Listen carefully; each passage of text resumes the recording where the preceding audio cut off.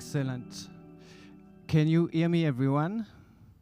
Yeah, excellent. I'm Philippe Pasquier. I'm a professor at the School for Interactive Arts and Technology, and I'll be the moderator for this second peer-reviewed paper presentation session. We have 6 papers to go through, each paper 10-minute presentation, 5-minute Q&A, and this session is going to be about interactive experiences. So I'll call the first presenters, Ali Nikrang and Susanne Kiesenhofer, to present the first paper of the session.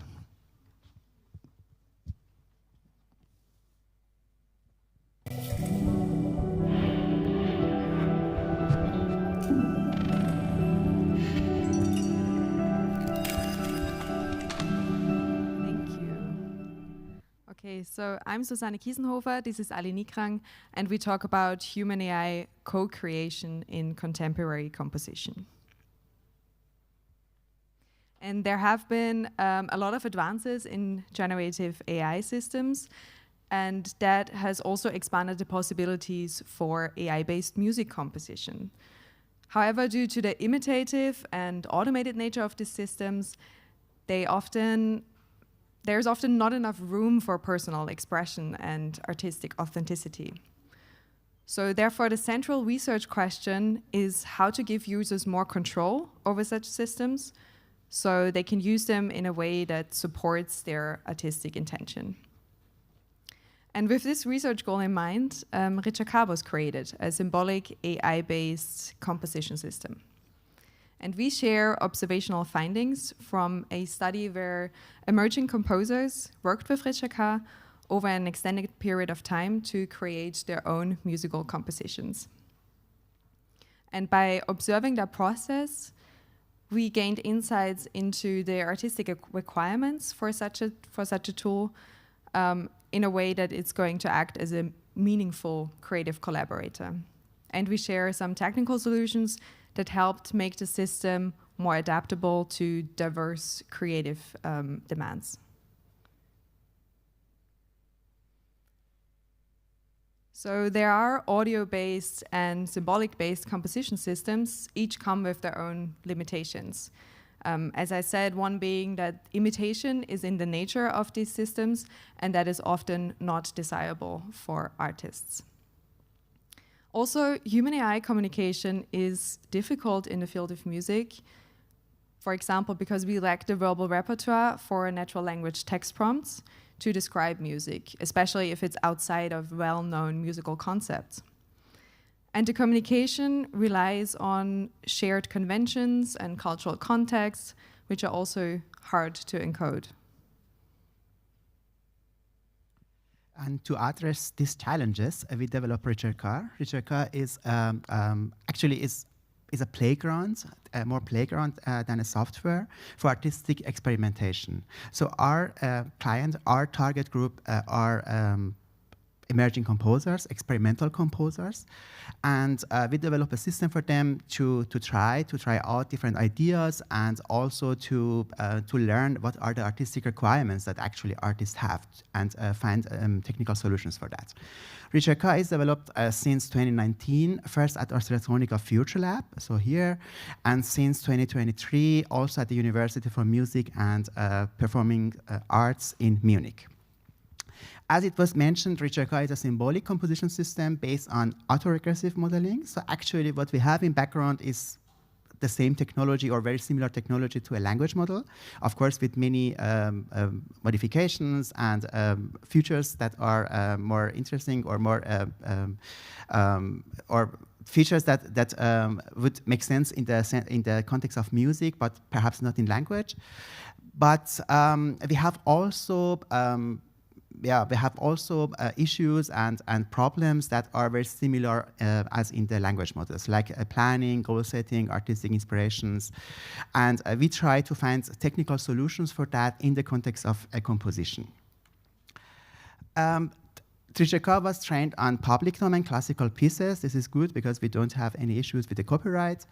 And it can be fine-tuned on custom data sets. For example, for the project that was mentioned before, and we will have more details on that some slides later, we trained the system on music by Johann Strauss, or on music by students that worked with that system. It also supports experimental settings because we have full access to the system. We can actually literally change every parameter in the system, every feature in the system, and also add new features. For example, interval manipulation, model parameter manipulation, or even entropy adaptation at different levels of the system. This is the interface of Richer-Carr. So at section 1, you can see the beginning step, how composers can start with a composition. You see a string of tokens. So instead of words, like in language models, we are using special tokens for music representation, which is developed for this system. But it's, of course, not really readable by humans. Therefore, users can also upload a MIDI file, which is more common and standard. And the system would convert that to this kind of sequences. But they can also directly work with that. As soon as they uploaded something, they will see a kind of piano roll here that describes geometrically the music. And at this moment, actually, they could start with the composition and click the compose button and get some suggestions from the system. But usually, of course, it's not enough. Usually, composers, especially in the experimental field of music, wants to have more control about the output. And as it was mentioned, it's not really possible to satisfactorily communicate with the system with verbal language, because how can you describe a melody, for example? And people, for example, composers want to have more control about the melodies, about the musical structures. And the idea here is, why not to communicate with the system with music itself? And therefore, we have the so-called inspirations. So inspirations can be also uploaded by users as MIDI files or as tokens. And as soon as the users have the inspirations, the system will try to compose something that is somehow similar to the inspiration. It's not the inspiration, so what the system will take, because if it was that way, so the users wouldn't have control, because the system would give them the exact musical structure. But inspiration, as the name says, is more giving the system a tendency, a direction, a musical direction, how to continue. And you see also we have two curves here, a blue one and a violet one. The blue curves here is it blue or is it green, actually? It's green, but at this projection it says blue somehow. So the green curve is, or I will start with the violet curve, because it's more related to the inspiration. So violet curve tells the system how important the inspirations are in the future, of course. So if you are composing, if you are continuing the composing process, you can tell the system 2 seconds later the inspiration should be much more important. And then after 5 seconds, the inspiration is not that important. So by doing this, we can give the system some kind of control about the future. The blue curve is the focus and attention. Sorry? Mm-hmm. Attention. With that, you can actually control the past. You can tell the system these past structures of the system should occur again, should be more important when you are composing the next tokens. It is musically very important because, you know, music repetitions and repetitive structures are very important in musical composition, especially in the classical music, and therefore you can control, for example, occurring patterns from the past or variations of the patterns from the past. Now I'm going to the study we used to also develop and evaluate the system. So the data we collected was, the data we observed was collected during the Walzer Symphony project, which is a collaboration between the Ars Electronica Future Lab and the Johann Strauss 2025 Vienna Festival Year. The festival year commemorates the 200th birthday of Johann Strauss' son. And for this project, Ritscheka was specifically trained on Johann Strauss's works and selected students from 4 music universities from Vienna, Salzburg, Munich, and Zurich, engaged with Ritscheka to create their own compositions. So after the call for concepts, a jury selected 7 concepts by 8 students, and then they developed for 1 semester their own compositions in collaboration with Ritscheka. And this is the project phase this study is based on. So over the course of a semester, we worked with them.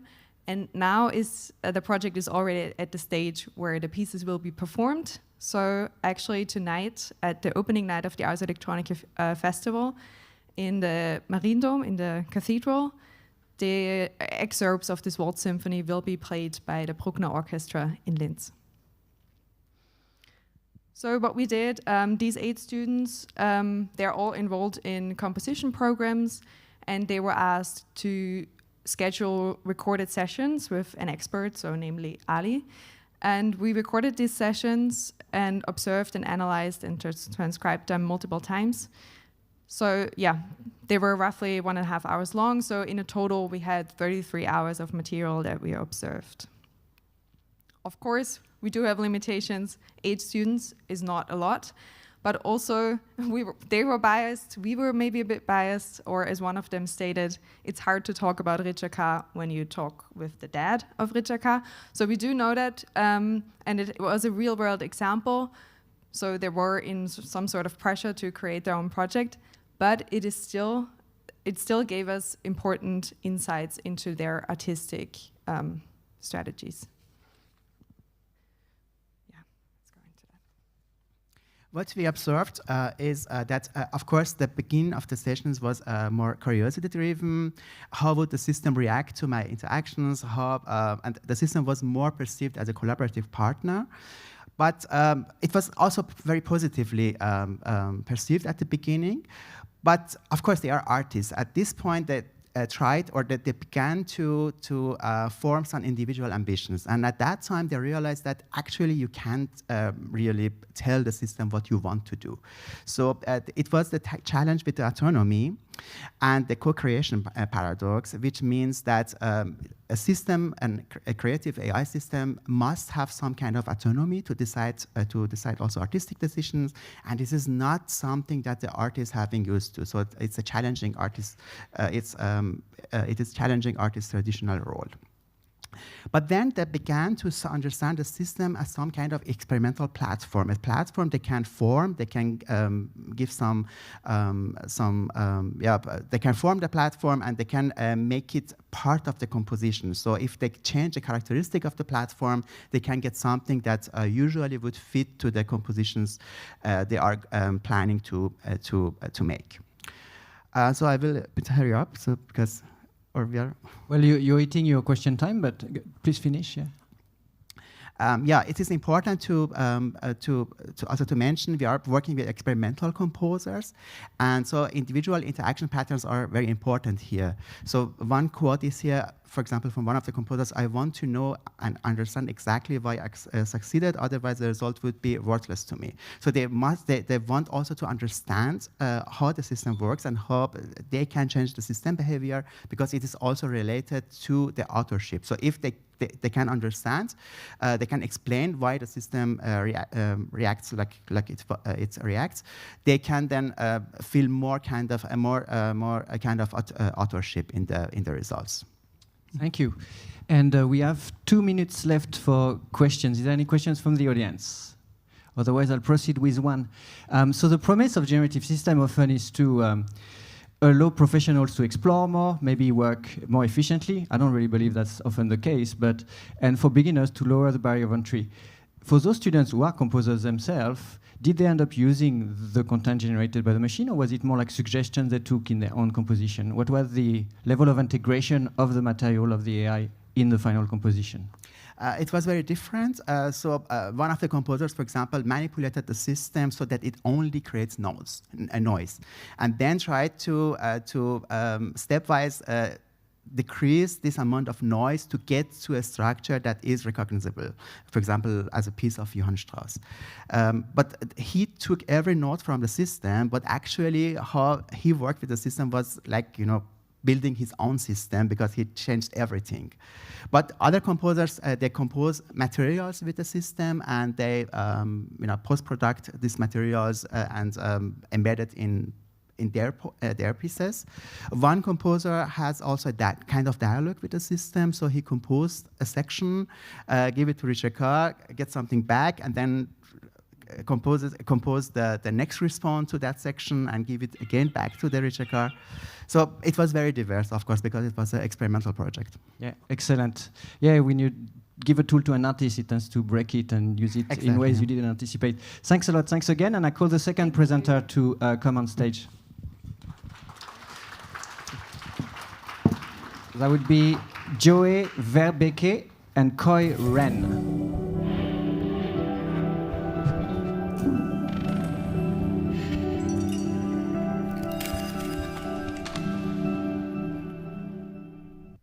Hello, everyone. Today we are here to present our paper, Friction as Medium, Epistemic Rupture Through Imperceptible Interaction. And we're an artist duo, Kojo. I'm Koi Ren, and this is Joey Verbeck. And yeah, a little bit of our background. So we both come from human-computer interaction background, which is combining of design and technology. For example, before, like our work is about like variable affect computings, human augmentations. But now, so we produce like interface before, and from this pragmatic, useful interface, and we are interested in introface now, which is a critical interface within the interface that reveals the power dynamics and the politics of itself, and through the way of subversive technology. And yeah, today our paper is about our first collaboration work, in vivo in vitro trial 1.4, and which is artifacts that it's playing, okay. Which is art piece that only exists when your eyes are closed. So people are never consciously consuming the piece, and we will like work on top of that. You have a camera, so it will show your face, but only when you blink, it will show the images again. So people, will never consciously consuming this piece. And we're using this Freitag's pyramid theater theory to analyze this piece of like how everyone is like interacts with it. And interestingly, that there's like two different viewers. The first one, they successfully discover the interaction, and the other one is like leave in the middle. And we got a lot of feedback of like, is this broken? Is this a broken interface? And the interesting about the people who successfully discover the piece is like, we can see their eyes turning from the implicit, like the random blinking, into this explicit and rhythmic blinking behavior. And so the first thing that is really interests us about this piece is imperceptibility. For example, like in the contemporary art, a lot of people are exploring imperceptibility, like Yves Klein's The Void, John K. 33, sorry, oh my God, and Mimi Onuha, The Library of Missing Datasets. And they're all experienced this like imperceptibility in the experience itself, which is the empty of the space, the sound, or the data set. And building on the like imperceptibility, like the previous work, that we find our work is interesting in the way that it is a somatic triggering computational imperceptibility, that it is we include the people inside the loop to make them part of the system. And another thing that we find is very interesting is about friction or seam. As we all know that Claude Chardon introduced this information theory, and he considered this noise as this like want to be eliminated, like in between the information transmission. And also like Mark Weiser in the Computer for the 21st Century, that he envisioned the future computer should be fade into the background and should be transparent, that we can optimize human experience. And so for now, even for now, the seamlessness is seen as a tested design virtual. But on the other side, a lot of people is exploring friction experience. For example, like glitch art, glitch feminism, like Rosa Minkman is explore art, like artists like her is like explore glitch or friction as the artifact, as the medium.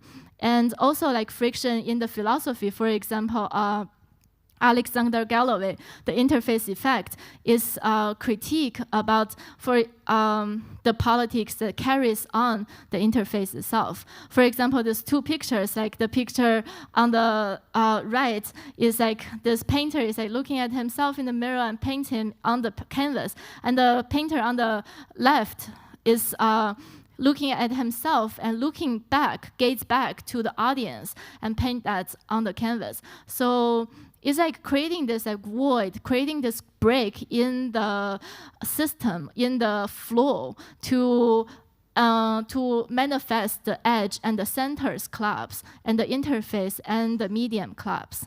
So this is like a little bit of our like friction research. And so from this friction, this was the original intention in creating this piece. We wanted to explore friction from it. But what we realized is that this is actually a moment of unconscious friction when the interaction occurs before the viewer realizes it. So this friction is embedded in this layer of unconsciousness, this latent interaction. It has to be discovered. It's not something readily present. Like in the journey of the people, those who never discovered it never knew that there was friction to this piece. And so this, like to the title of the paper, is what we really understood from it, that what we were creating is shifting from the medium being the actual artifact itself, the visuals, the interactive experience, to the medium being this moment of cognitive modulation. Cognitive modulation where the user's attendance to their own blinking changes, where it shifts from non-volitional to explicit. We're exploring the phenomenological infrastructure of the interaction. And the piece does not represent interactivity. It produces the conditions for its recognition. And this moment catalyzes the user to be able to have this epistemic rupture, being able to see the non-transparency of this interface, this thing that they have taken as a tacit knowledge that interfaces present themselves to them, how they are supposed to be interacted with. But with this, it reveals itself as a site of difference, power, attention. They're able to reflect on these. We see this as an ontological cyber-feminist feedback loop here. And from this rupture, this moment of rupture, they're catalyzed for critical curiosity. And so Paulo Freire defined this as an eagerness to interrogate the conditions of one's reality, marking a transition from naive engagement to epistemological awareness. And he originally defined this in the context of like education of social justice, which we very much embrace, and we want to extend this to thinking about systemic interactions as a whole. to allow people to reconsider these cognitive architectures of the technology and us and the systems themselves, the conditions of perception, who is perceiving, who is being perceived, one's agency within these systems, and just the systemic opacity as a whole. Trial 1.4, we exhibit it as a 4-screen setup, so there can be multiple people interacting with it at once. Most all of this analysis thus far is just considering a single user, but allowing more than one creates this triadic structure of interaction where there can be an initiator, an observer, and the system itself. And in this, the one who acts cannot see. The one who sees cannot act, but the system is binding them through this invisible transaction. So this relational asymmetry obviously very much mirrors these larger systems. To quote Matt Dryhurst and Holly Herndon, all media is training data. And the use of this, you never actually see the data. When you generate an image, when you prompt something, the data itself is obscured. And in this structure, because there are multiple screens of this, the observers are able to see the imagery that is being somatically generated by the initiator itself. And this imagery, we wanted it really to resist closure, to not go towards a form, having this non-teleology to it, post-humanist structure, to present other possibilities instead of finalization. So trial 1.4, the medium is the moment you cannot witness. Thank you. Thank you. Right on time. We get almost 5 minutes for questions. Questions, comments from the audience? No? So the friction in your case, so you introduce it, I love the idea of friction as a medium. You introduce it intentionally. Do you make that transparent, visible, understandable by the user, the audience? How is the friction perceived? What's your, yeah. Yeah, I think we very intentionally try and make it as hard to discover as possible, or just not truly being able to find it. I think technology limitations, we have this running on a Raspberry Pi, and all of the inference of the media pipe doing facial landmark recognition to get the probability of blinking just necessarily leaves this almost like ephemeral blink of imagery that people can see while interacting, which adds a layer to kind of prompt them to think why this is happening. So there is somewhat unintentionally a moment of friction built in, but this idea of unconscious friction is trying to really keep this below the explicit level, yeah. Mm. Interesting. Any reactions? Yes, here.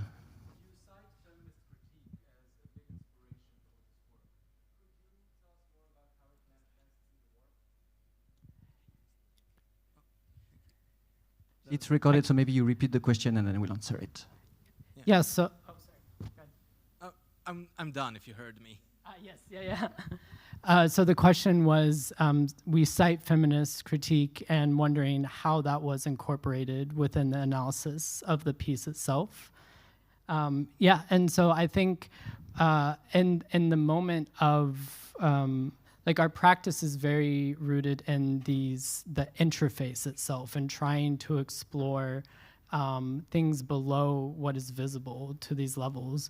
And the piece is having this, so the body is very present. It's part of the feedback loop of interaction in this. And there's a lack of agency to this. And there's a power structure present in this. And so using this from a more ontological side of this, of the realization of these things, and highlighting the,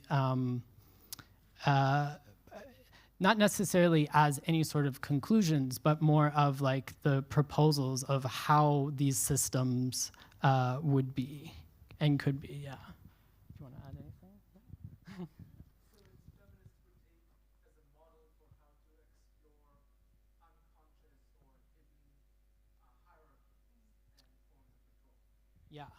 Yeah, absolutely.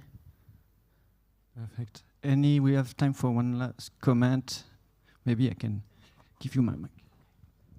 So thank you for the talk. I experienced this piece at SIGGRAPH and I loved it.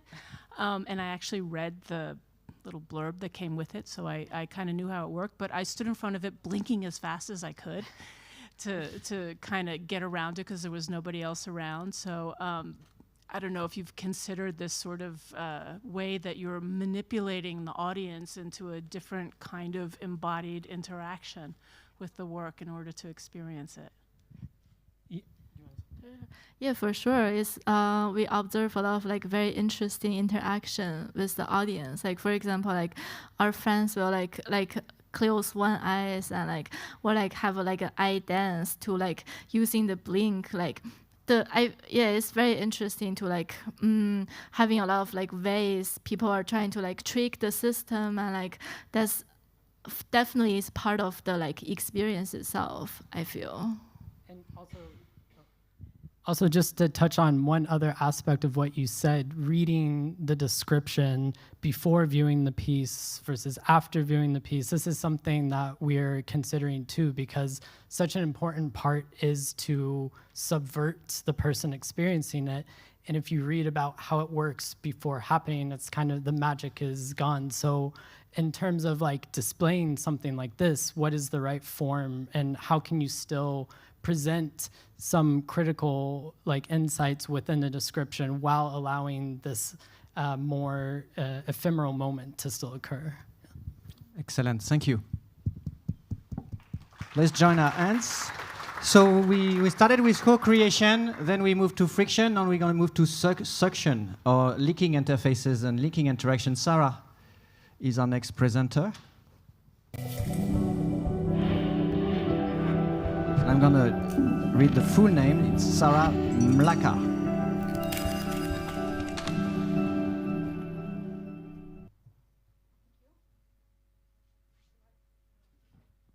Is this one better? Okay. Thanks for the introduction. Thank you all for listening to this talk. I am Sarah Mlaka. I'm going to present tongueness, which is all about licking interaction. So I've built a small device that is kind of more on the artistic side. It's kind of an artistic artifact, but it's trying to answer a more HCI kind of question of, is there space in our daily lives to actually interact with technology with our tongues? And that's what we're going to talk about for the next 10 minutes. Just to give a little bit of context about why I want to use tongue to interact with stuff. We can start with critical design. I guess this is a term that's familiar to most of you, but just in case it's not, critical design kind of started as a response to this very rapid technological development that we're kind of still in today.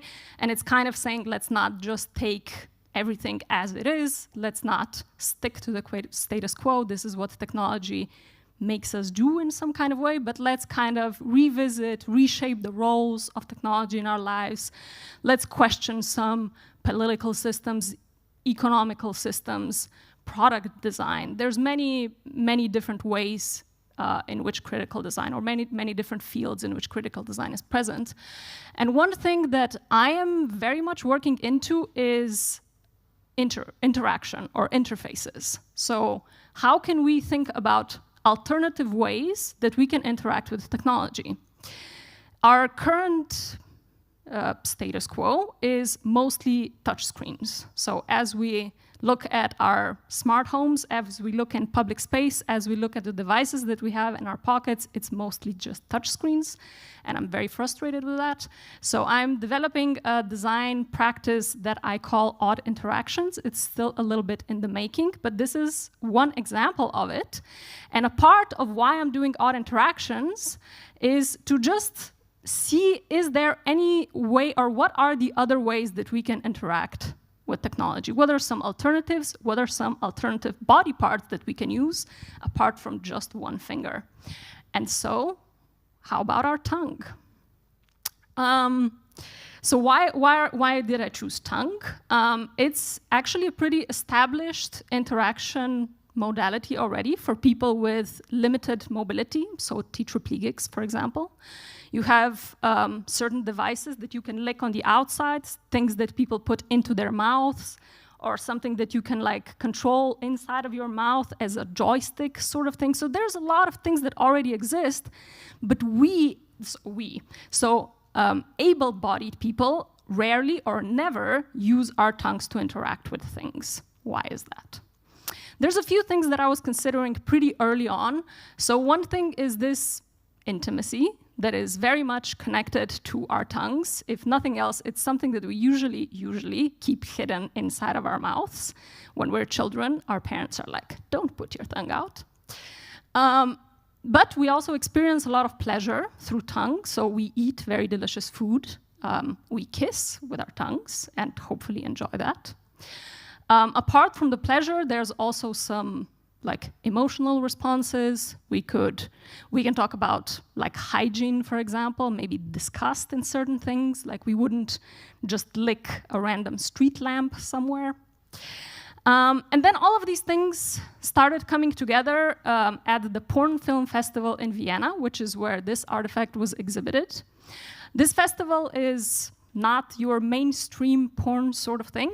It's very much standing for openness, for inclusion, for exploring sexuality and different sexual identities. And this was exhibited last year. They also had an exhibition with a special focus on technology and sexuality or sexual identity. So all of these things kind of came together in my mind, and I said, okay, I'm going to build this and show it there.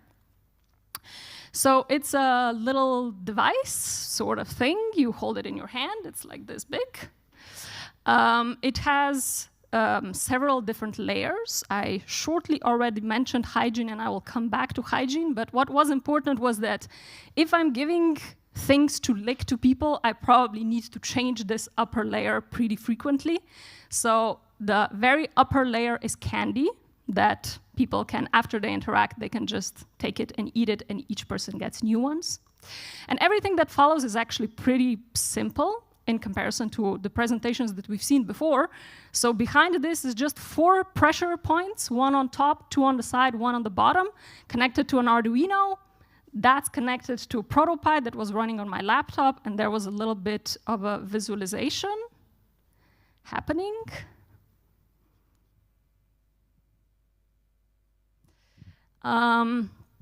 There was a little game that people could play. So on the screen, you could see like little points that gave you hints on at which point you should lick.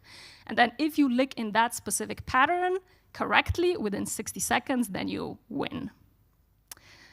This is a little bit about, so to give you a bit of an impression on how it went.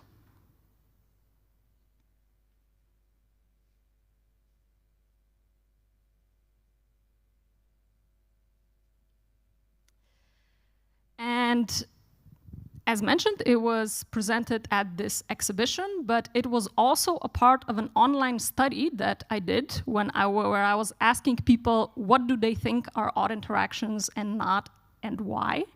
So it was just one of the 16 examples presented there, but both of those 2 data sets I kind of collected and then analyzed. This is described a lot more in the paper, so if anyone's interested in the details, you're very welcome to read it. I'm just going to present a few kind of key takeaways. If any one of you is seriously thinking about integrating licking interaction in your lives, these are the things you need to take into account. Before we go into that, though, I just need to emphasize one thing, that the people at the exhibition, of course, could try it themselves. So their experience was very different than from the people at the online survey because they couldn't try it. So they were much more thinking just about the concept of how it would be to have a licking interaction. So they still saw a picture and they saw a description, but they didn't have a device in front of them. They didn't have the experience of actually putting their tongues out and trying how something works and seeing the feedback from the screen. And that created a pretty different experience for the 2 groups, but I think that both together created a nice kind of wholesome picture. So here are the takeaways. Okay, hygiene. That makes a lot of sense.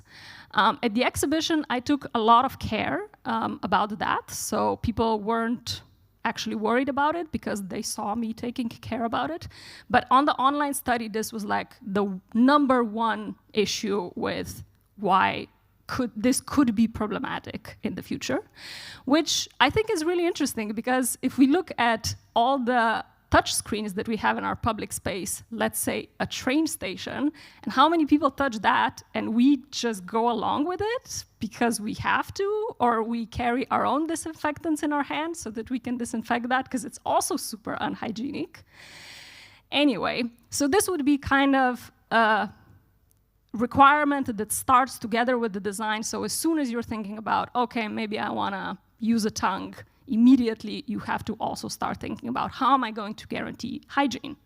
So one of the possibilities would be to create it in a modular kind of way, in the same way that I did, so that maybe the top layer can very easily be removed or washed in some kind of way. Or maybe you have like some kind of a disinfection already integrated into the device. That could also be an option. One thing that also came up that was really interesting is the role of context. So this is probably, or this would probably be present on devices that we own individually. So it's probably never going to be a shared thing, which makes sense. And it's probably also not going to be used in public as much as it's probably going to be used in private spaces. People, of course, feel more comfortable with that. Although I do have to say that at the exhibition, like just this collective seeing other people do it as well actually encouraged many people to try it themselves as well. But maybe this is a little bit specific to the exhibition setting than the actual artifact. Then functionality. So this is something that I've recognized with all odd interactions. We as users are willing to put effort into learning how to interact with something or learning how to use something if it has some kind of a benefit for us. So if the functionality is there, we're going to learn how to use it. That makes quite a lot of sense. I wasn't the first one to think about that. But what was also very interesting is that at the exhibition, people had quite a lot of ideas and inspiration of what this could stand for or in what kind of way it could be used. So for example, it could be like an education tool for learning how to give oral pleasure without maybe the pressure that you would otherwise feel or the fear of failing or whatever. And there's also, maybe if we go outside of the whole sexuality aspect, there's also, you can learn like tongue dexterity for better or clearer speech. So they sometimes use it if people have problems with speech. So that could also be one of the possible functionalities. And then just the final thing that I want to say is that I don't want all of us to now only interact with every technology in our lives through our tongues. I don't think that that's the future. I do still think that touch screens and everything else, buttons, will still exist. But I am proposing things like this as an alternative to the touchscreen interaction that is currently dominating how we use technology. Yeah, as I said at the beginning, a little bit of an artistic exploration, but also a little bit of a very real HCI question of how else can we interact with technology? And this would be one example. Thank you very much for listening. Yeah, please read the paper if you want to hear more. I've skipped a lot of things. And if you're curious about odd interactions, I am collecting everything on this Instagram page. So if anyone is interested, you're welcome to follow and connect with me in both of these ways. Thank you. Thank you. All right, we get 4 minutes for questions. Questions, reactions, comments. I'll start. So really interesting, we were talking offline about the Kiesenhofer, which is an interface for kissing at a distance, another sort of tongue-related activity. Did you think of having more than one of these and doing social interaction through that interface? Have you Have you thought of that dimension? I did not. It could be a potential future. I remember during COVID, there was quite a lot of this interaction through distance and kind of how you can communicate by doing different body actions. I haven't used it in this specific case, but it could be interesting to explore, maybe future work, yeah. All right. Reactions, questions at the back over there. Wait for the microphone, otherwise we'll have to repeat. Yeah. I was thinking about using the tongue as a sensor. So if you can't see and you want to go through the streets and you can't hear, or you have to use your ears for the traffic or something, then a device inside your mouth can vibrate or something like this and use your tongue. Did you think about that, or did you test it? How good the tongue is for a sensor? So when you say tongue as a sensor, do you mean as, so you would get data? Yes. That's what you mean. I didn't try that, but this is a really interesting idea, actually. I have to say, I'm not so much into all of the applications that exist in the field of accessibility. As I mentioned, quite a few exist, and it could be that something like that maybe is already there. In this case, the feedback is the taste, actually.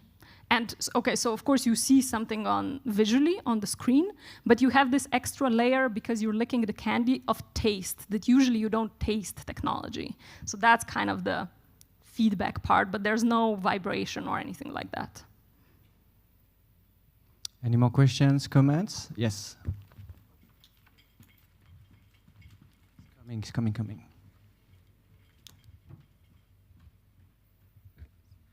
You mentioned the dominant aspect of sexual connotations, but you also mentioned the aspect of childlike play. Do you see potential and value in exploring those associations?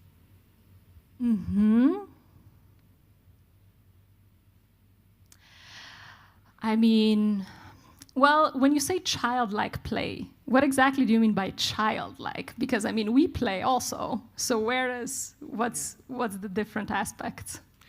I think it's connotation and socialization. Like you mentioned, in modern Western culture, playing with your tongue, sticking it out, licking things for non-sexual reasons is associated with children and is sort of socialized away. I know I gave this example, but actually I'm not sure that it's so associated with children. So there is another aspect, another example that now came to my mind. I think the artist is called Joseph Marr. It's also somebody that I mentioned in the paper. And he is doing sculpture art out of sugar.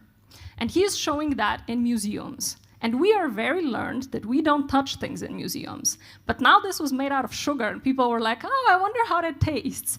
And then you go to a museum and you lick things. And that's weird, like on so many levels. You don't touch things in a museum, but also why would you lick things in a museum out of all things? But this is this curiosity that maybe is childlike in a way, but I don't think it's exclusive to children. So then it becomes maybe interesting because this thing combines the sexuality with the playfulness. And one thing that I also didn't mention, but maybe fits to this question, is also how much do you lean into this sexuality aspect at all? Because it's something that you could hide, and many devices do. Like when you look at interfaces for tetraplegics, like they are not sexual in any kind of way. So we can take all of those associations out of it. It's just, you know, maybe an artistic choice also, or a design choice of what we lean into. Perfect, thank you. Let's bring our hands together. And I'm calling the next set of presenters Denis Potropopov, Luis Toledo, and David Klowacki. And I think we have Denis and Luis with us.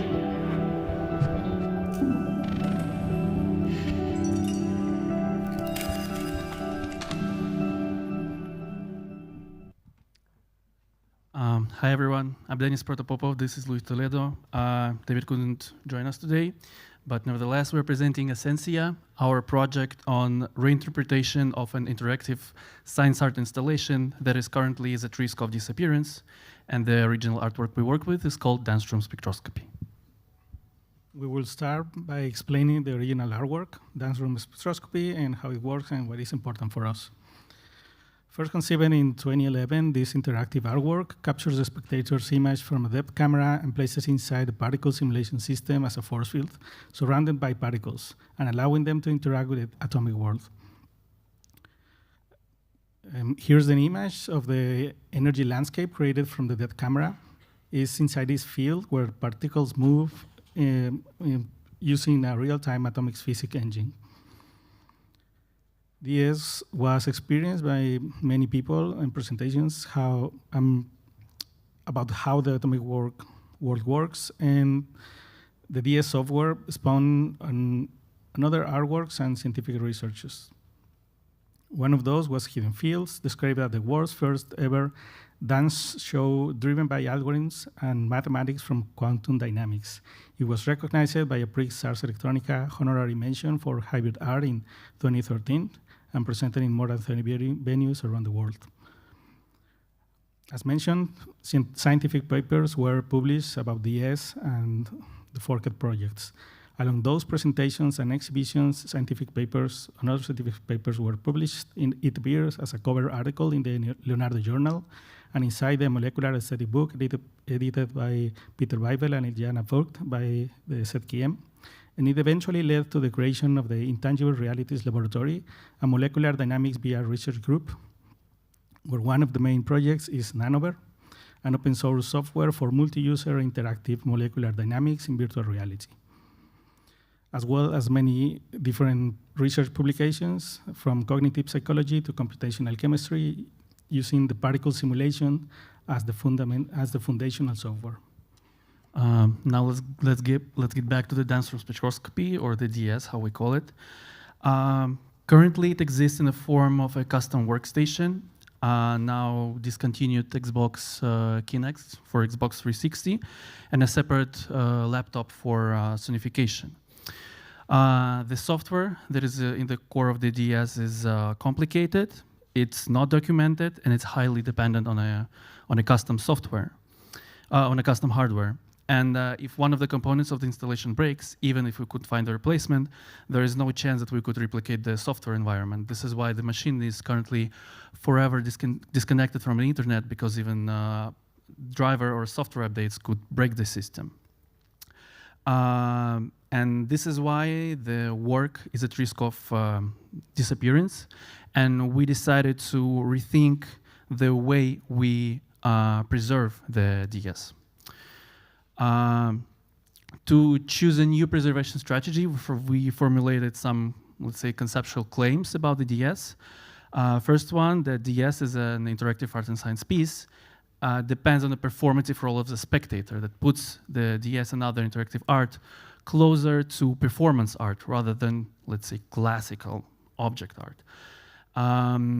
Also, another claim that DS as a system, is a software system, is inherently ephemeral and inherently fragile, because any changes to the system, again, can break the system and it could no longer exist. And also, as a digital object, pieces of digital art, they are constructed from this internal and external creation, relations to the code, to the hardware, and to its users. There are, let's say, 4 main preservation strategies.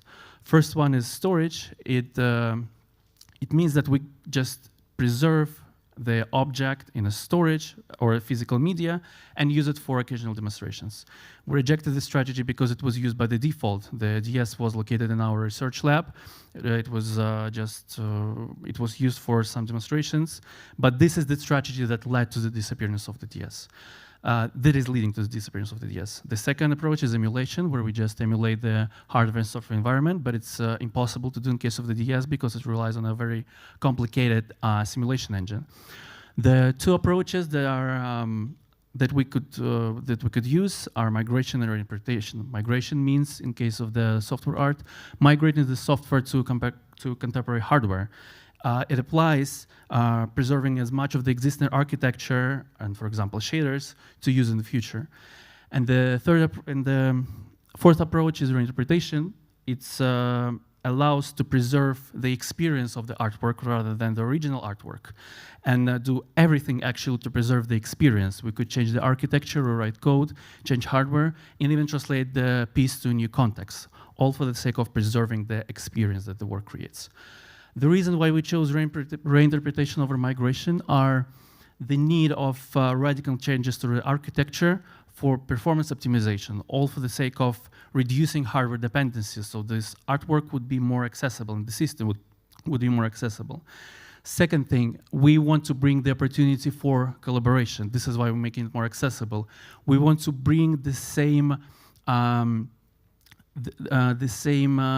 let's say, field around this artwork that would lead to fork projects or other research projects. And we don't want to fall into the trap of just preserving the shaders, just preserving the architecture. We want to preserve, again, the experience and relations that this project created back in the time. Yeah, you can ask an important question. Maybe it's just a remake of an original artwork, remake in the sense of updating software, updating visuals, using more modern hardware. From the technical perspective, yes, this is the remake, but we made a deliberate decision to focus on an important feature of the artwork. As I said, creating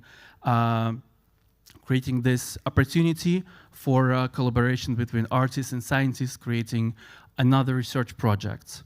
And for the sake of, we deliberately used this risky strategy to contribute to important issue of preserving digital artworks.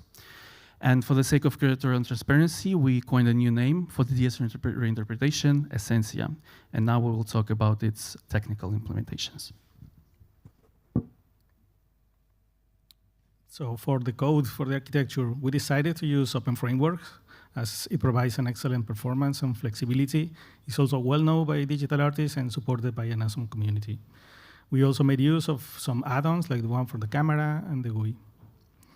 For the new depth camera, as we mentioned before, the Kinect cameras are no longer manufactured, and the continuators, the Azure brand, is also discontinued, and the Intel RealSense situation is unclear. So we decided to go for this Orbeck femtobolt camera because its availability, encoding support, and robust technology. And it's actually a model. This model uses the licensed Microsoft Kinect technology, and it's 3 times wider in the FOV. So we cover like the 3 times as a single Kinect. The use of depth camera technologies allow us to use a straightforward segmentation by depth thresholding and masking to subtract the background. We also bring importance to the user interface, as it can be used to explain how the system works and encourage exploration. The node-based interface maps the internal functionality of Essentia, and the fictional metaphor invites for interaction. Its approach, and it's familiar to digital artists. For this project, we also developed an Open Frameworks presets add-on for managing groups of parameter values as presets, featuring interpolation and sequencing, or flexible sequencing, and it's also available open source as the rest of the project. This benchmark shows that we reduced the hardware requirements. Currently, Essentia runs on a mid-tier gaming laptop, and it outperforms, yes, old but very performant custom-made workstation. Again, we use this chart as a benchmark, and today we already replaced the DS in our, we replaced DS with Essentia in our workflow in the lab. We present it as an example of an art and science projects for the visitors. And it's been a successful entry point to explain kids and even adults the research that we do in the lab. And then today it also opens the conversation about digital art restoration. We continue to develop the software. We have plans for further papers and research, and we will use the Essentia as the tool in our lab too.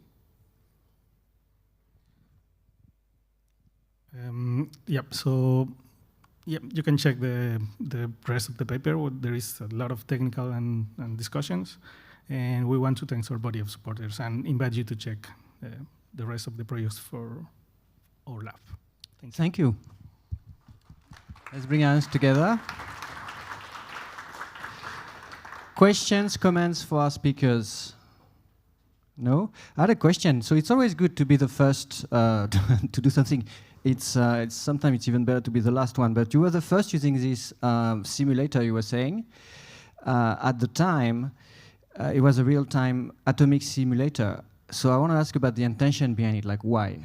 Why using the simulator in an artwork in the first place? Yeah,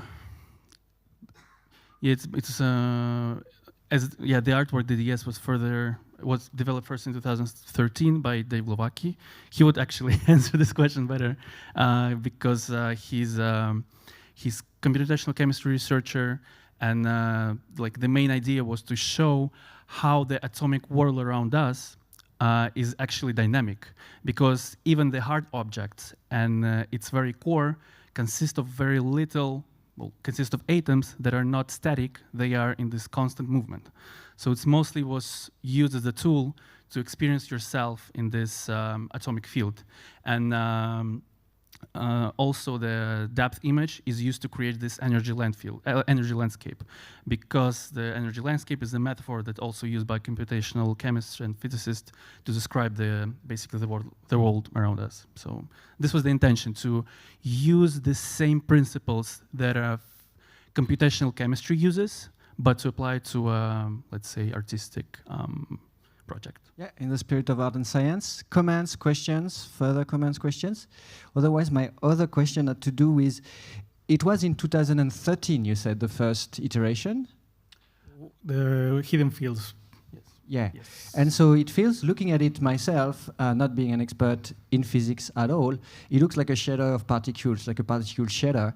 Do you find that you initiated this whole, like, how do you relate to just particle system in general, as opposed to complex physical simulation? And those particle systems sometimes are complex Yes, simulation too. sometimes they are complex. I think one of the highlights of this project is how to use actual physics inside that.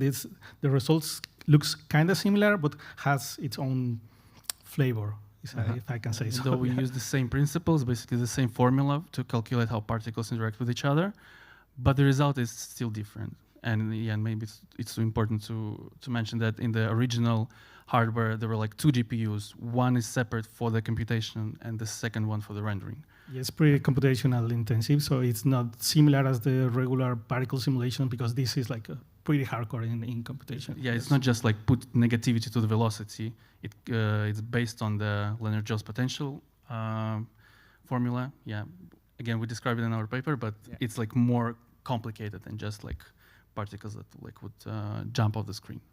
Perfect. All right, thank you. Let's bring our hands together for our speakers.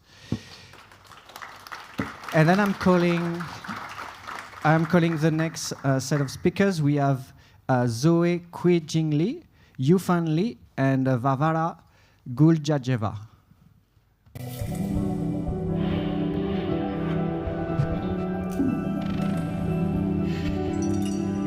Hello. Hi. Hello. Our paper's title is Moon versus Live Streaming Moon: Navigating the Challenges of Presenting Post-Anthropocentric Art in Museums. This paper is in collaboration between Zoe Kui-Jing Lee, Wenzhong Ma, Yufan Li, and Varvara Guljajeva, which is here as well. So the study is based on this art piece, I Tell the Moon My Secret and the Moon Tells Me Yours. So let me introduce this artwork a little bit first.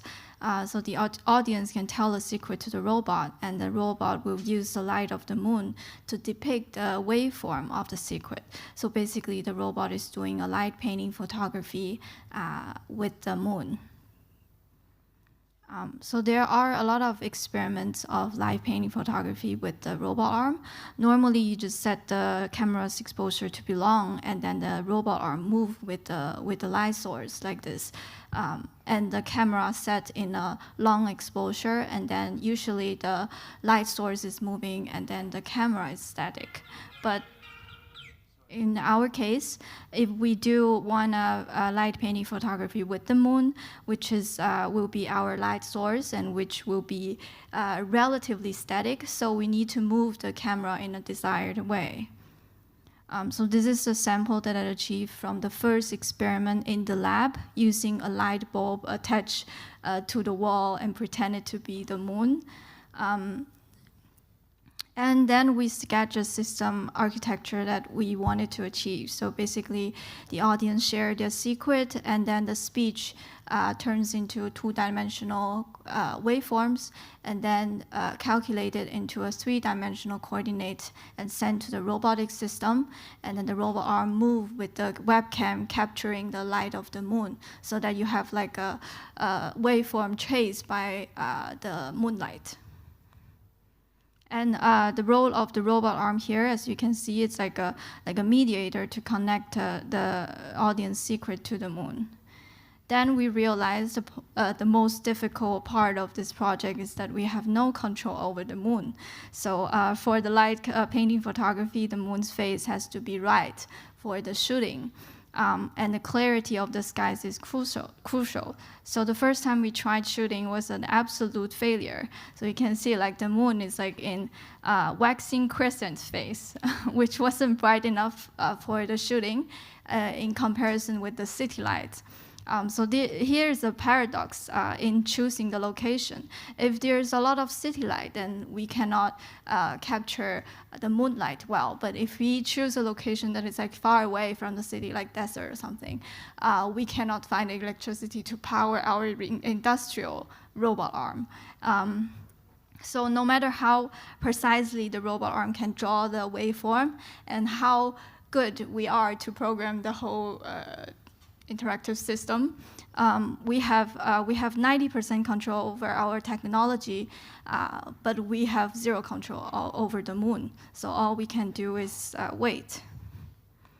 Finally, on the first day of 2024, we managed to do the light painting photograph with the moon for the first time using some of my own secrets. And here is the view from the camera. And like for the parts that it's like faded away, it's because the clouds appeared and obscured the light of the moon. And here are some final images. And in this one, you can see like the shape of the moon at every turn of the robot arm's movement, like when it goes up and down. Oh, sorry. This is the final one. And here comes the question. So when we exhibit this work in a museum or a gallery setting, there's always a challenge because the moon is difficult to access indoors. For the work itself, the core feature is the moon's visibility. So the human simply just provides the input by speaking a secret. And it is the moon that determines whether there will be any visual feedback. So the work relies far more on the moon than on the human.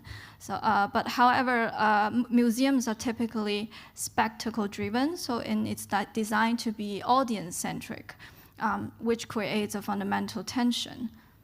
So, and I want to express my gratitude to the SIGGRAPH Art Gallery curators Susanne and Mehu for just suggesting that I live stream the moon from China while presenting this work at SIGGRAPH Art Gallery in Denver, Colorado, 2024. So China's opposite time zone to the US make this possible. So when we were lucky and when the weather condition in the camera location is good enough, we were able to actually live stream the moon in China in the US location. And in order to investigate this kind of live streaming effectiveness of this live streaming strategy, we conducted a comparative study in 2 different event settings. One was an outdoor event featuring the real moon, and then an indoor event featuring a live streaming moon. And then we developed a more mature interactive system for this stage of experiments, and the technical detail are included in the paper, so if you're interested, you can check it out. And we organized a semi-structured interview with each of the participants and kind of conducted a thematic grouping of participants' responses to identify patterns in their experiences. After transcribing the interview, we cluster responses under 3 themes: environmental setting, translation of secrets, and perceptions of agency. Under the first theme, environmental setting, participants in both outdoor and indoor event gave very positive feedback. Outdoor, with direct visual and physical exposure to the moon, participants felt more connected to the moon. And the darkness encouraged like an external nature-oriented connection. But in the indoor, so quoting quotes from indoor participants, the darkness helped still the mind. Then I forgot it was the moon. It just felt like a bright spot. Indoors, in a controlled dark space, participants focus more inward. The moon becomes more abstract, and the darkness in the indoor event foster a more internal, reflective, introspective mood, almost like a meditation. And under the second theme, translation of secrets, in the outdoor event overall, the participants were delighted by how the process turned their secrets into undecipherable forms by human and machine. So basically, the words transform into a language that is kind of unreadable by the humans and the machine. And another described the imagery as a key to a lost log, or a diary blurred by water or time, as it is like the visual evidence from the moon of what they have said, even if they couldn't remember it like later. So for the indoor participants, on the other hand, tended to see the final imagery move as a direct reflection of their sound and thought it was pretty linear. Many of them were more interested in watching the robot arms moving. And the final theme, perceptions of agency, when we look at the outdoor participants' experiences, many of them describe a strong sense of personal connection to the moon. One person even saw it as a reflective surface, not only literally reflecting sunlight, but also reflecting their spoken secrets back to them. Some participants even felt they were in direct communication with the moon, and the robot arm for most of the time become a bridge carrying in intimate human messages to the moon and bringing something back in return. And interestingly, indoor participants tend to feel a stronger bond with the robot arm. They describe it as almost empathetic, able to share and respond to their emotions. In this case, the moon become more of a listener or a witness in the background. But for some, the multiple layer of mediation took away some of the poetic essence, as their interaction was mediated through a live stream. So it's like double layer of mediation. In summary, outdoor participants had a tangible, direct connection to the moon, while indoor, the moon becomes more abstract, still meaningful, but it's like encourage a more internal, self-reflective engagement. In fact, many indoor participants felt like they were talking to themselves rather than directly to the moon. One challenge with post-anthropocentric artwork is that it's not designed to please the audience on demand. In the outdoor presentation, the audience could sense how rare the interaction was because the moon's visibility is completely uncontrollable. This makes the moment feel sacred. Indoors, when the moon is live streamed on a digital screen, it gives people a kind of human control kind of feeling. Some participants initially thought that their words could influence the moon because the moon is like on a screen. This creates a fundamental contrast. Outdoors, the moon's presence felt bestowed and precious. Indoors, it felt mediated and human-controlled. And that difference likely explains why outdoor participants connected more deeply to the final imagery, while indoor it was seen as a simple reflection of their speech. So this is an image collecting all the final images from both events, outdoor and indoor. We gratefully acknowledge the support provided by Professor Varvara Gulieva, our colleagues from Hong Kong USD and the professor, and including Professor Clea Wan Shamir White, yes, and Kang Yizheng from the Robotic Arm Lab at the Design and Innovation College of Tongji University. And thank you. And yeah, here are the information about the collaborators. Thank you very much.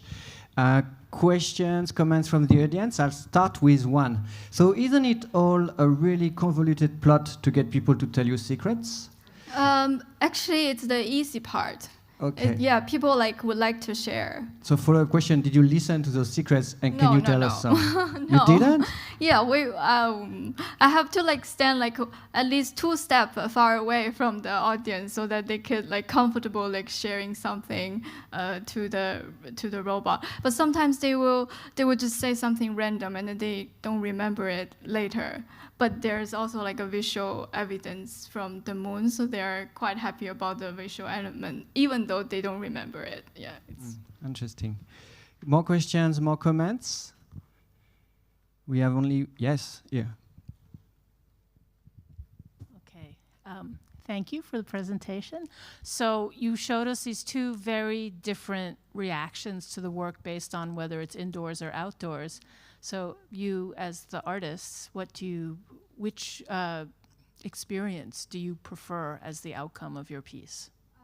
For sure, it's the outdoor one. So the indoor event is basically our solution when we want to exhibit this work in a museum or a gallery setting. That is only a strategy that we have, and this paper is about examining this strategy, seeing if this strategy actually works. Or so the conclusion, basically, we also say the conclusion in the paper, saying that yeah, this strategy works a little bit, more than nothing, but it's far less than actual profound experience under the real moon. Yeah. Perfect. No more questions. Okay, let's bring our hands together for our speakers. Thank you. And we have one more presentation in this second session. Ziwei is going to present to us, and we've been interacting in all sorts of ways, and we're going to hear about human-plant interactions now.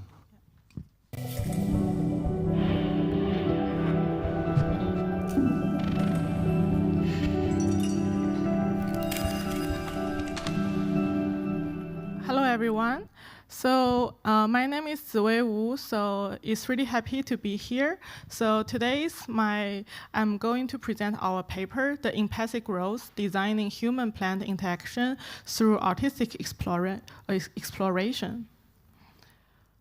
So here's a brief of my self-introduction. So I'm a meteor artist and researcher born in Shenzhen, and also I'm engaged with the interdisciplinary study of the artificial life art and exploring the bio as concept and the bio as data. And also I have a BA in the China Academy of Art and an MFA in Goldsmiths. So now I just be a PhD a weeks ago, so in the Hong Kong University of Science and Technology. And this work is my work last year made in Australia. So last year I'm a visiting scholar in the Sensi Lab Monash University with the Professor John McCormack. So there we collaborate with this work. So here is the overview of this work called The Empathic Roles that I will explain later.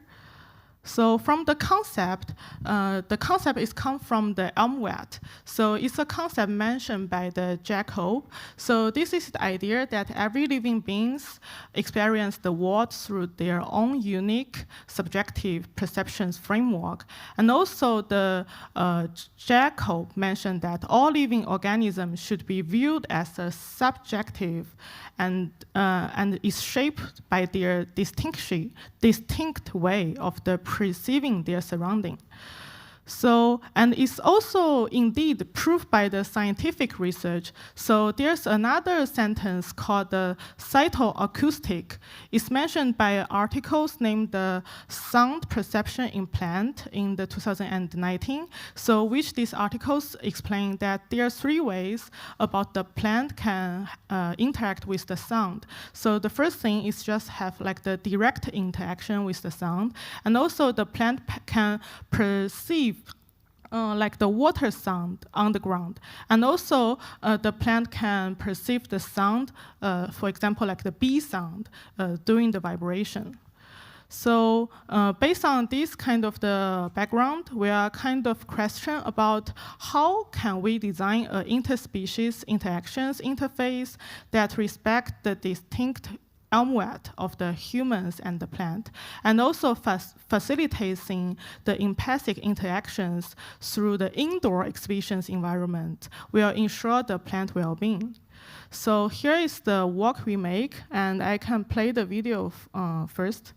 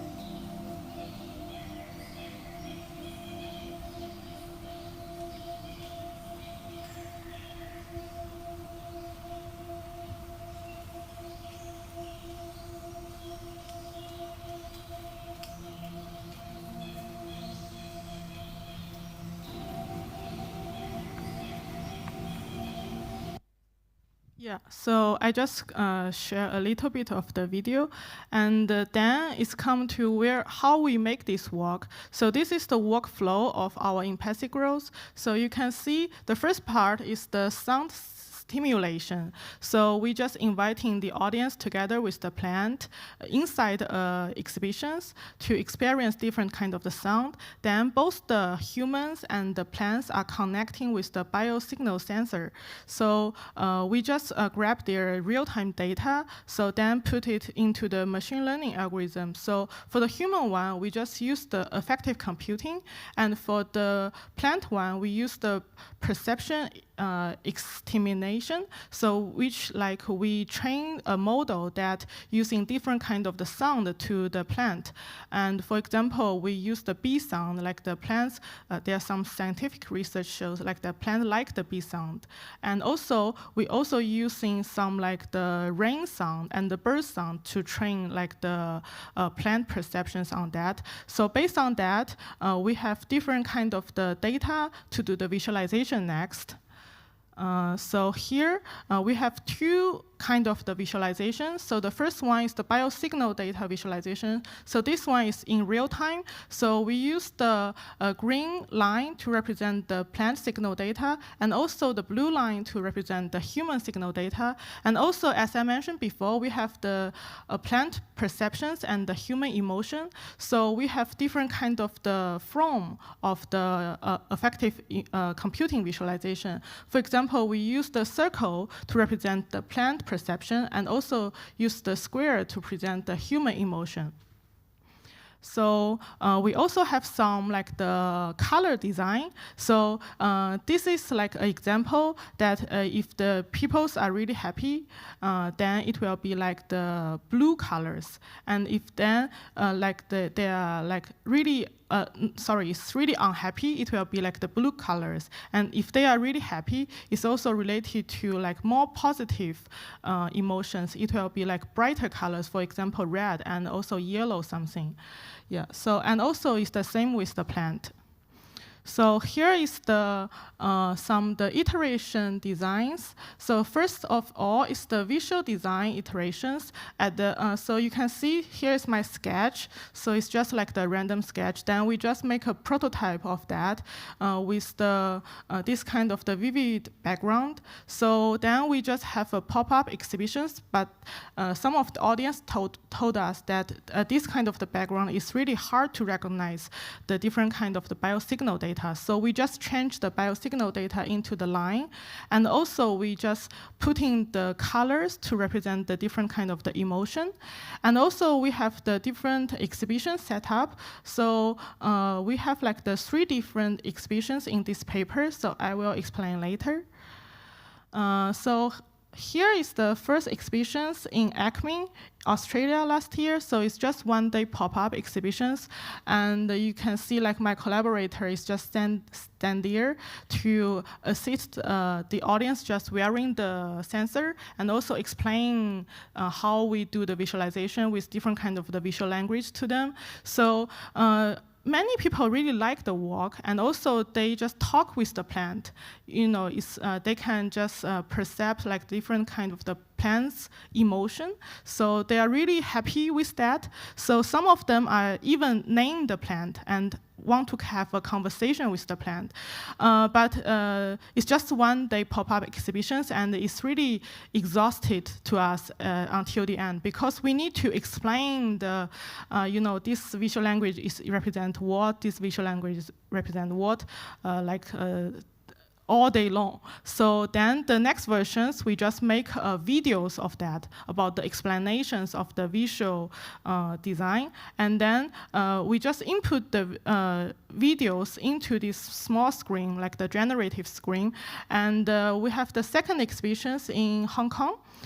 So you can see like here is some of our audience. And because this exhibition is in school, so this artwork become really popular because like the humans want to know their emotion every day. So some of the audience just come to the exhibitions every day. They just want to wear the sensors and just have some test. And some of the audience doesn't care about the plant at all, because our school have under really a lot of stressful, the pain. So most of the colors are blue in our school at that time. And then we have next versions of the exhibitions. So based on the previous exhibitions, everyone is generating almost the same, but with the different colors of the emotion. So some of them, they just want this can have the different kind of the movement. For example, if their emotion is sad, they want the hybrid creatures can be moving in a slow way. If they also want, if they are really happy, they want the agent behavior can be like moving in a fast way. So in these 3rd exhibitions, we designed the different kind of the agent behavior with different kind of the movement related to the emotion. So here is the 8 agent behavior we design. So it's also related to the affective computing. So we have the scared, happy, love, confidence, angry, sad, playful, and embarrassed. And also here is when they moving. So it's like that. So we have 4 of them have like the independent behaviors, which means they just play by their own. And also we have another 4 of them, they have like the interactive behavior. So for example, the angry one is really aggressive. They just want to attack each other's. Yeah, and then we have like the love and embarrassed. So, so for now, here is the my paper descriptions of this work. So I really want to thank my collaborator. So my name is Suwei. So I'm an artist. So I do the concept design and also the research, the system designs of this artwork. And also this artwork, I make the prototype in Monash University. So my collaborator, Meng Yang, is a HCI researcher, and she is doing the effective computing and also the sound creations of that. And then my collaborator, Dan Lufei, is a game developer, so she is doing the agent design. And also Jia Qi is my classmate, so she is doing the visual element design with the video.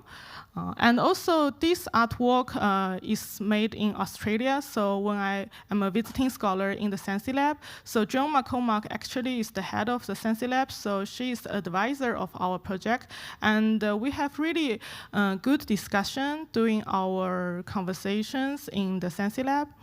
And then our work have a new version. This is like the brand new version just in the July. So this is in Pacific Grove now is exhibit in Shanghai. It's in these exhibitions and it's a 4-month exhibition. So if you plan to go to Shanghai recently, you can just go have a look. And also you can see these exhibitions, we just designed the brand new visuals and also the installation designs. And also we also designed the audio versions, but due to some weird technical issue, these videos can't have the sound. But you can just imagine that it have some like really vivid organic sound during the exhibitions. So this kind of the agent, they are kind of music. Yeah, they have like different kind of the behavior music with each other. So audience really like that. So just in conclusion, this work, we have the pop-up exhibitions in the ACMIN, Australia Center of Moving Image. And then we have 2 pop-up exhibitions in Hong Kong and Guangzhou. Then we have like the museum setup exhibitions in Shanghai, which one is in the World Conference of the Artificial Intelligence, and another one is in the Mingshen Art Museum. And also we just finished one exhibitions in the Ichkais this year in Canada. And then we will have another exhibitions of this work in the IEEE Viz art program this year, also in Vienna, is in November. So if you guys come to this conference, you can just find me or find this artwork.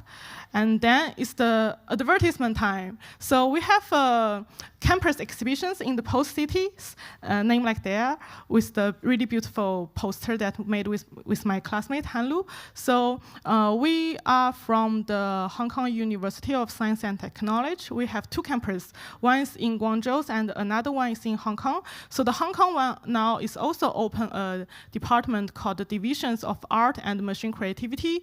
And both of our departments are hiring professors, assistant professors, and PhD students because my supervisors are dean, so I have to do that. Yeah. And then this is the end of my talk. Thanks, everyone. And this is my email. Thank you, thank you. Question here? Can we bring a microphone to this gentleman? I will do it. Thank you very much for the interesting talk. Thank you. Can you tell me a little bit about how you measure happiness on a plant? Yeah, so we also, this is kind of the estimations. So it's also based on some scientific research. For example, if the plants can listen the bee sound, they will produce like the more sweet honey just in 3 minutes. And also if like the plants hear like some chewing sound, so they will produce like more toxic element. So based on the scientific research, we just using the different kind of the sound to stimulate. For example, we just use the bee sound, and then we just mapping this to a more positive emotion. It's like more positive perceptions to the plants. And for the chewing sound, we just put mapping it in a more negative way. So it's just in this kind of the way. So the effective computing actually is, you can imagine it's like a X and Y. So it's not only like a number, so it's like so you can so if it's like happy, so it's like the 1 and 1. If it's unhappy, it's -1 and -1. So you can have a picture, a map on mapping different kind of the emotion. So I think it's not that accurate, but it's just like artistic explorations. And next versions, we really want to find some like the scientific research collaborators. For example, like scientists, they are using the plant to do the real scientific research. So we just want to collaborate with the scientists to do that in the next stage. Yeah, thanks for your question. Yeah. The spirit of our science. We have time for one more question, maybe last question of the day.